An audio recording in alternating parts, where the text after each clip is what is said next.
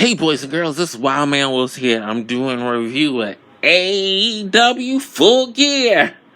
Well, once again, AEW puts on an excellent pay-per-view. 90% of the matches was solid. There was only one match that was kind of clunky, but I think it was supposed to be clunky because of the people that was in the match. So, I'm going to talk about the matches. MJF versus Darby Allen. They put on a clinic to start up the show hot, and MJF showed the skills that he had in the ring, and also Darby Allen showed his skills too. They was wrestling their butts off in that whole match, but MJF got to be MJF, and he had to cheat. Because he knew he couldn't beat Darby without cheating. So he pulled out the diamond ring out his trunks and popped him upside the head with it. And that's how he won the match. Then we had the tag team match. The Lucha Bros versus FTR. Another solid tag team match between both these teams. I'm laughing because the FTR was trying to pull the old Killer Bees move and it backfired on them. So the Lucha Brothers won their match. Pretty solid match. Miro and Daniel Bryan had a hard-hitting match for whoever wins this match gets a title shot in their near future. Daniel Bryan just had to choke that man out at the end of the match to win. Another solid match to show what Miro could do in the ring, even though we always know he was a good wrestler from the get-go. But since he got into AEW and since he stopped that best man gimmick and turned into the Redeemer, we've been really seeing how really good Miro is in the ring. And Daniel Bryan is just one of the best wrestlers in the world. So no matter who he fighting against, he makes the whole match look great. So,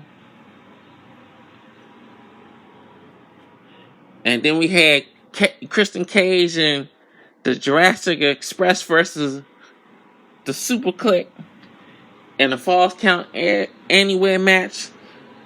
They was everywhere in the arena fighting.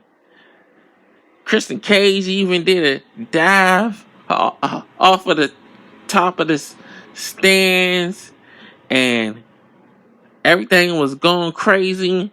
And the Young Bucks and Adam Cole even tried to hit Luchasaurus with some spiked knee pads, but the good guys prevailed, and Jungle Boy showed that he had a little meanness to him, hitting one of the Young Bucks with the concerto to win the match. So that was cool to see. This was the kind of match that was kind of off to me. It was the Cody Rhodes and Pac versus Malachi Black and Andrade Idolo. And I felt like the chemistry was off, but I think that's the story they was trying to tell. So we got to see how this is going to go later on. Cody's still getting booed, but Cody didn't win the match. Pac won the match, so the fans are cheering about that. So we'll see. This match had some storytelling for later on down the road in future installments of Rampage and Dynamite. And it had Britt Baker versus Ty Conti. Kind of knew going in that Ty wasn't going to win this match. It wasn't time for her to win this match. But she showed that she could go in the ring, but the numbers were too much against her. So I still feel like Thunder Rosa is going to be the one to take the title off of Britt Baker. So probably the the February pay-per-view is when Thunder Rosa gets that belt. That's how I feel about that one.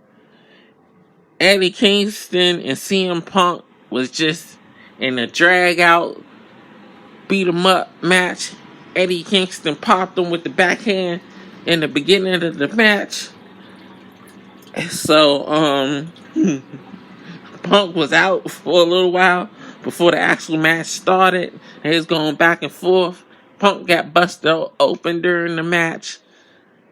And Punk looked like he was tired at the end because Kingston was just tearing in him left and right. Solid match. Then we had the Minneapolis street fight with the Inner Circle versus Top Team and the Men of the Year.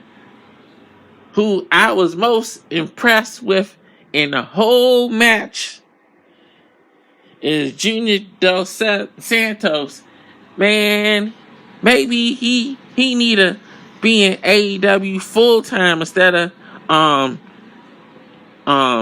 not being a once in a while person. Maybe he need to think about being permanently in wrestling, because he did a good job in that match. And I was surprised how well he wrestled in that ring. So, of course, it came down to Dan Lambert getting his ass beat by Chris Jericho and Chris Jericho winning the match like it should have been. So, I had no complaint about that at all. So, and then we had the main reason why everybody wanted to see this pay-per-view, because this was 2 years in the making, and they finally did it. After all the heartbreak and everything, the Hangman Adam Page is now your AEW World Heavyweight Champion. We almost thought the Young Bucks was going to come in and mess in the match, but they didn't. Of course, if this was WWE in a championship match, the Usos would have came down and helped Roman win the match as always when he was about to lose. But luckily, they ain't do that on this show with the Young Bucks. My man Don Callis tried to interfere, but he got knocked upside the head for his troubles as well. So I'm glad they actually paid that off. They did the right move, and the majority of people, basically the majority of people with actual common sense would know that it's Hangman's time and he needed to win the belt. So yeah, they did the right thing. So excellent pay-per-view. If you get a chance to go back and watch it somehow, I don't think you will be disappointed at all. This is Wild Man Will signing off. See you next time.